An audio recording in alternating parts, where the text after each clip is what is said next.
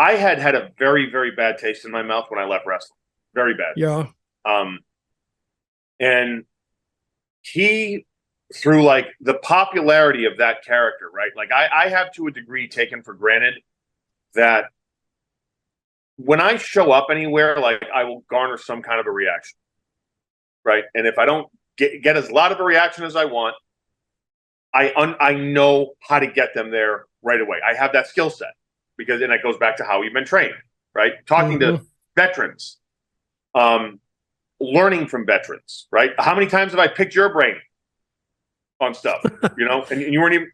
But you covered it with you weren't telling me you were picking a brain. You were just asking questions.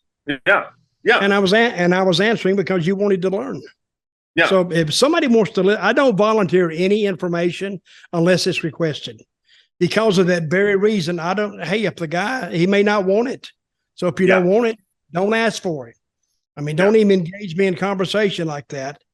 But we had a lot of great conversations, but you were always the type that could soak it in and kind of understand it. A lot of guys can't even do that. I don't know why they got into wrestling. Some of them, they don't really understand the game they're in. No, and some do. See, you brought up your association with WWE. You were teamed up with Cody Rhodes for how long? About a year or so. And what were you called? What were you guys called? The Road. Oh no, I'm sorry. Rhodes Scholars. Team. No, it was Team Rhodes Scholars. Yes, that was it. Yeah. And I think you did some great work with him. Oh, thank you. I mean, but I think your best work. Well, I'll remember two instances when you were with the Miz, and they called you Mizdow. Yeah. And you were like his stunt double. Yes.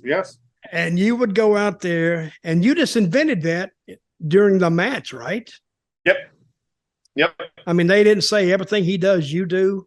Oh no, God, no.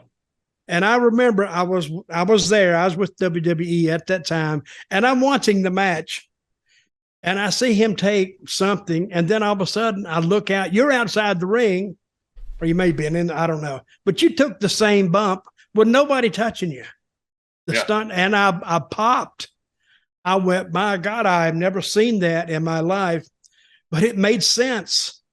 I mean, I don't know how long you can take something like that, but at the moment, I don't know what Michael Cole or the commentator said, but you were doing your job, and you got it over. So let me ask you about Cody. Is he one of the cheapest guys in wrestling, or did he say you one of the cheapest guys in wrestling?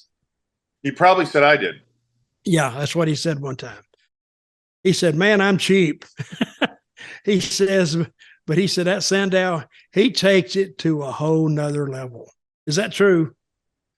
That was mostly done to upset him. And no, like I tend to, again, like when it comes to spending money on me, because I've always been told it's not how much money you make, it's how much money you save. And look, I've made some financial decisions that are, again, they paid off. Everything's cool. Like I don't necessarily need wrestling, so to speak.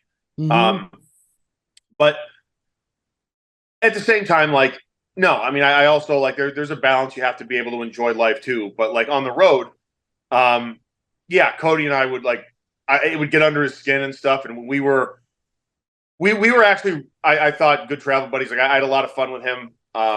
And we were just, again, like very much, we would call ourselves the New Age Midnight Express, because we were bumping, working heels.